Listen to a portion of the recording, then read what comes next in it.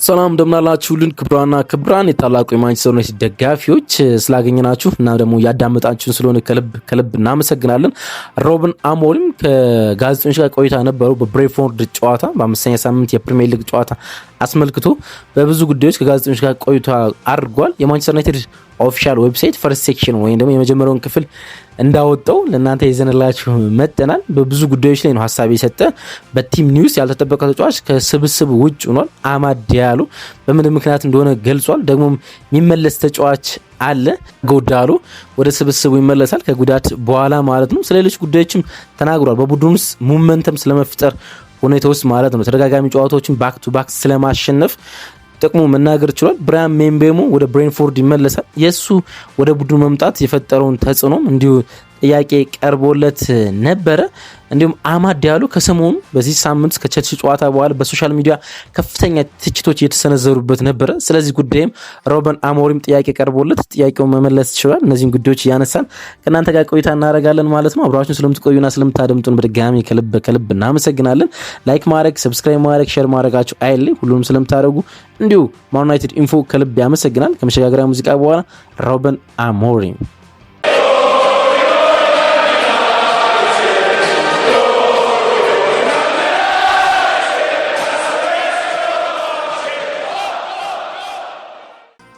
ሮበን አሞሪም ከጋዜጦች ጋር በነበረው ቆይታ መጀመሪያ የጀመረው በቲም ኒውስ ነው ወይም ደግሞ በቡድን ዜና ማለት ነው። ሊሳንድሮ ማርቲኔዝ አሁን ከቡድኑ ስብስብ ውጭ እንደሆነ ገለጸ። ከዛ በኋላም ካስሜሮን በቀይ ካርዱ ምክንያት እንዲሁ ጨዋታው ላይ እንደማይኖር ገለጸ። ከዛ በኋላ ያልተጠበቀው ጉዳይ አማድ በዚህ ጨዋታ ላይ እንደማይኖርና በቤተሰብ ሀዘን ምክንያትና የቤተሰብ አባሉን በህይወት እንዳጣ ነው የገለጸ ሮበን አሞሪም እና ቡድኑ ለሱ ድጋፉን ማሳየት ነበረብን።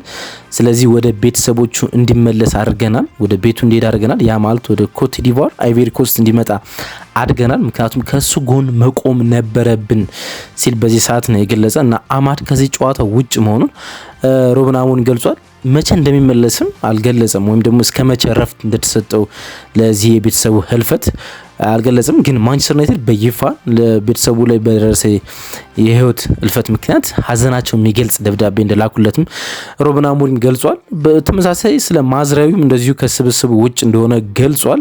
እስከ ኢንተርናሽናል ብሬክም እንደማይመለስ ነው የገለጸ። ያ ማለት የሚቀጥለው ሳምንት የሚከናወነው የፕሪሚየር ሊግ ጨዋታም ያመልጠዋል ማለት ነው። ከሚቀጥለው ሳምንት በኋላ ሰባተኛው ሳምንት የእንግሊዝ ፕሪሚየር ሊግ ከተከናወነ በኋላ ኢንተርናሽናል ብሬክ እንደሆነ ይታወቃል። የመስከረም ወር መጠናቀቂያ በኋላ ማለት ነው።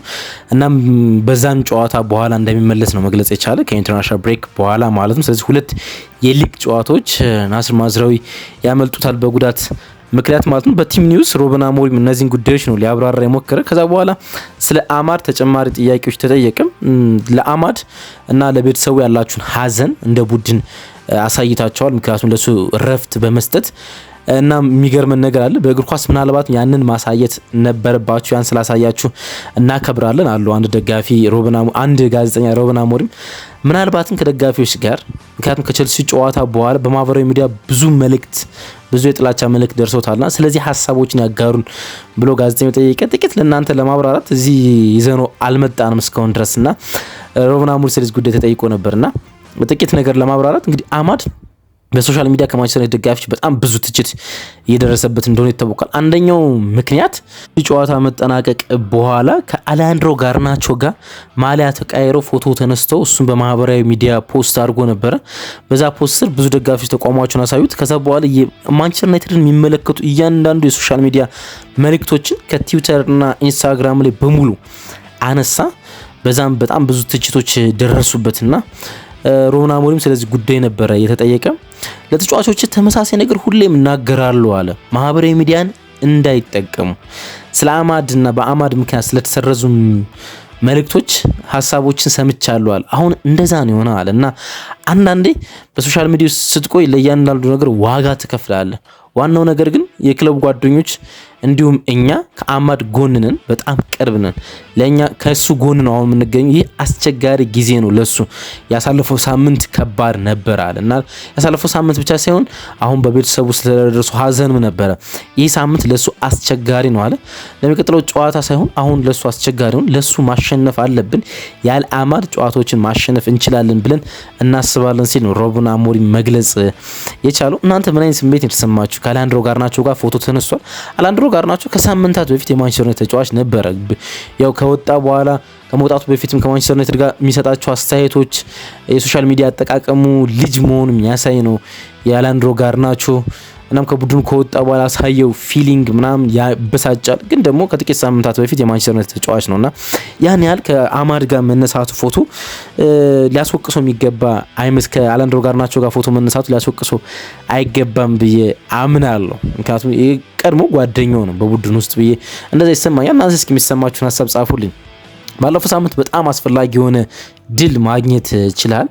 በመጨረሻ ፕሪሚየር ሊግ ድላችሁን ማግኘት ምን ያህል አስፈላጊ ነበር በሳምንቱ መጨረሻ ሲል ጋዜጠኛ ጠይቆት ነበር። ቼልሲን ማሸነፍ በመቻሉ ማለት ነው። ማንቸስተር ዩናይትድ ጥሩ ተጫውተናል አልልም አለ። ምክንያቱም ያንን ደጋግመን አርገናል እንደዛ ነበር የምንጫወተው ብዙ ጊዜ አለ። ግን ደጋፊዎችን በሚቀጥለው ጨዋታ ምን እንደሚፈጠር አያውቁም። ለዛ በጣም አዝናለሁ አለ። ያ ጋራንት መስጠት አንችልም ለማለት ፈልጎ ነው።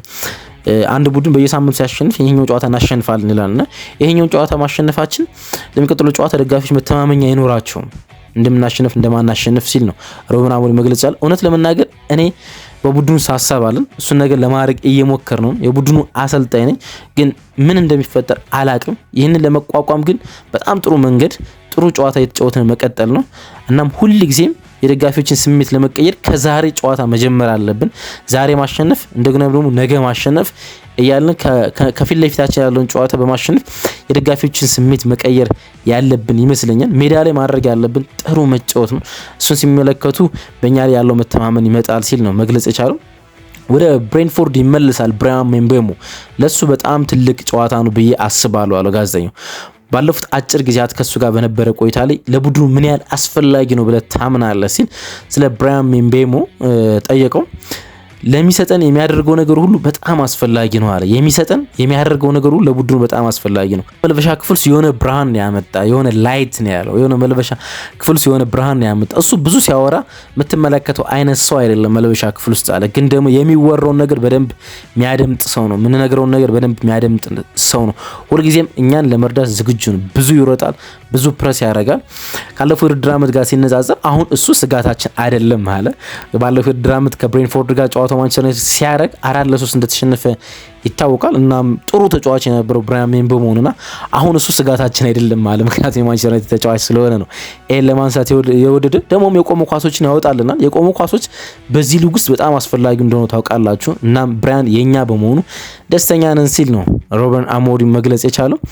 በጣም አስገርመዋል ብሎ ጠየቀው ጋዜጠኛው። ምክንያቱም አንዳንድ ተጫዋቾች ለዚህ ክለብ የመጫወት ጥያቄዎች ሲቀርብላቸው ጫናውን መቋቋም አይችሉም። እሱ ግን ብዙ የተቸገረ አይመስልምና ሰርፕራይዝ አድርጓል ወይ የማንቸስተር ዩናይትድን ጫና ተቋቁሞ መጫወት በመቻሉ ሲል ጠይቆታልና አው በጣም ጥሩ ተጫዋች ነው አለ። ተጫዋቾችን ለማምጣት ሲፈልጉ ተጫዋቾችን ለማወቅ ጊዜ ማግኘት በጣም አስፈላጊ ነው አለ እና እሱ ደግሞ በፕሪሚየር ሊግ ውስጥ የቆየ ተጫዋች ነውና ማየት እንችል ነበር እና ከተለያዩ ሊጎች የሚወጡ ተጫዋቾችን ፕሪሚየር ሊጉ ማላመድ በጣም ከባድ ነው። ግን ከፕሪሚየር ሊጉ ቡድኖች ጋር የቆዩ ተጫዋቾችን ስታመጣ ከነዚህ ፈተናዎች ጋር ታልፋለህና ሊያጋጥሟቸው ከሚችሉ ተጋጣሚዎች ጋር በየሳምንቱ መጫወት ችለው ነበር እና እነዛን ፈተናዎች እንዴት እንደተወጧቸው መመልከት ችለናል እኛ ከማስፈረማችን በፊትና ያ እሱንም ሌሎችም ተጫዋቾች በደንብ ይረዳል ሲል ገለጸ። ከዛ በኋላ ጋዜጠኛው ከዞ ጥያቄ ላይ ነው የቆየ። ልክ እንደ ብራያን ላይ ማቲያስ ኩና የመሳሰሉትን በማምጣት በዚህ ክረምት በፕሪሚየር ሊግ ፕሩቨን ተጫዋቾችን እንዳመጣችሁ ግልጽ ነው። ይህ ምን ያህል አስፈላጊ ነበር በቡድን ውስጥ? ይህ ወደፊት መቀጠል የሚችል ስልት ነው ብሎ ያስባሉ? ወደፊትም ያስቀጥሉታል ወይ ብሎ ጠየቀው። እናም ኢንተረስቲንግ የሆነ መልስ ሩበን አሞሪም መመለስ ቻለ። ምክንያቱም ውድ እንደሆነ የፕሪሚየር ሊግ ተጫዋች ነው መግለጽ ይቻላል። በፕሪሚየር ሊግ ውስጥ መግዛት በጣም አስፈላጊ ነገር ነው አለ። ግን እያንዳንዱ ተጫዋቾች በፕሪሚየር ሊግ ውስጥ በጣም ውድ ናቸው አለ እና ያን ማኔጅ ማድረግ አለብህ አለ። ሁሉም ተጫዋቾች ከሊጉ ማምጣት አትችልም። ያን ማኔጅ ማታረግ ከሆነ ለቡድን ከፍተኛ ኪሳራ ውስጥ ያስገባል። ግን ያለፈው አመት ላይ ጥቂት ሪስኮችን ወስደን ነበር፣ ሪስክ የሆኑ ዝውውሮችን ፈጽመን ነበርና ከዛ መማር ነበረብን። ፕሩቭን ተጫዋቾችን በማምጣት በኩል በቡድናችን ምርጥ ተጫዋቾች መኖራቸው ለኛ በጣም አስፈላጊ ነው። ብራያንና ኩናን ከተመለከትክ እንደዛ ነው የሚሆነው አለ። አንድ አመት ብቻ አይደለም እነሱ በጣም ጥሩ የተጫወቱት አለ። በፕሪሚየር ሊግ ለአመታት እንደዛ ሲጫወቱ ተመልክተናል አለና እኛ የፕሪሚየር ሊግ ልምድ በጣም ያስፈልገን ነበርና እነሱን ማምጣት ችለናል ሲል ነው እንደዚህ መግለጽ የቻለው። ሌላ ጋዜጠኛ የምትፈልገው መሻሻል ከፈለክ በተከታታይ ጨዋታዎች ማሸነፍ እንዳለብህ ይሰማኛል። ስለዚህ በራስ መተማመን ይሰማውታል ጨዋታዎችን በተከታታይ ስለማሸነፍ። ምክንያቱም እኔ እንደማስበው ብዙ ደጋፊዎች ቡድኑ በትክክል ሁለት ጨዋታዎችና ከዛ በላይ ስለማሸነፉ እርግጠኛ አይደሉም ወይም ደግሞ አያምኑም እና ሞመንተም በመገንባት ላይ ያለ ስሜት ምንድነው ሲል ጋዜጠኛው ጠየቀው። ይሄ የመጨረሻ ጥያቄ ነበረ ለሩበን አሞሪም የቀረበው። በጣም አስፈላጊ ነው አለ። በጨዋታዎች መጨረሻ ላይ ስለዚህ ጉዳይ እንነጋገራለን ብዬ አስባለሁ አለ። ከዚህኛው ከየጨዋታው በኋላ ከተጫዋቾች ጋር እንደዛ እናወራለን አለ። ምንም ይሁን ምን ለማሸነፍ የሚያስፈልግን ጥርፊያ ስሜት ውስጥ እንፈልገዋለን አለ። ሁልጊዜም ኬስ፣ ሁልጊዜም እርጀንሲ፣ አደጋ እንዳለብን ማሸነፍ እንዳለብን ደጋፊዎቻችን ከኛ ጎን ለማቆየት ሁልጊዜም ማሸነፍ እንዳለብን በሆነ ጥርፊያ ውስጥ መጫወት ሁሌም ስሜት አለን አለ። በጣም አስቸጋሪ ይሆናል አለ። ለቀጣይ ጨዋታ መዘጋጀት በጀመርነው ቁጥር ተጋጣሚያችን ስንመለከት ጨዋታው ከባድ እንደሆነ እናስባለን። ግን ያን ስሜት ወደ ጎን ገለል አድርገን እኛ በሚያስጨንቀን ጉዳይና እኛ ጨዋታው ማሸነፍ ምን ያህል ስሜት እንዳለን ተገንዝበን ለጨዋታው ዝግጁ እናደርጋለን። ለኔ ግን ጨዋታው መቆጣጠር አልችልም አለ እና ሞመንቶችን መቆጣጠር አልችልም አለ። ዋናው ነገር ከቸልሲና ከበርንሌ ጋር ያደረግነው ነገር አሁንም ለማድረግ መሞከር ነው እና ከቸልሲና ከበርንሌ ጋር እንዳደረግነው ጨዋታውን በፍጥነት መጀመር ነው። አሁንም ከብሬንፎርድ ጋር እንደዛ ለማድረግ እንሞክራለን። ጨዋታውን በፍጥነት ለመጀመር እንሞክራለን። እንደዚህ አይነት ጨዋታዎች እኛ በትክክል ትኩረት ሰጥተን እያንዳንዱ ጨዋታ ስለመጫወታችን ያሳየናል። ደግሞም ለማሸነፍ በትኩረት በእያንዳንዱ ጨዋታ ውስጥ ትኩረታችንን ሰጠን መጫወት አለብን። ያኔ ማሸነፍ የሚባለው ነገር ይመጣል ሲል ነው ሩበን አሞሪም መግለጽ የቻለው። የፈርስት ሴክሽኑ ነው እንግዲህ ለሚዲያ ይፋ የተደረገው በማንቸስተር ዩናይትድ ኦፊሻል ገጽ ውስጥ በሁለት ሴክሽን ማንቸስተር ዩናይትድ የሩበን አሞሪም ጋዜጣዊ መግለጫ ፖስት እያደረገ እንደሆነ ይታወቃል። ፈርስት ሴክሽኑ ይሄን ይመስላል። አብራችሁን ስለነበራችሁ ከልብ አመሰግናለሁ። መልካም ጨዋታ ይሁንላችሁ ባይ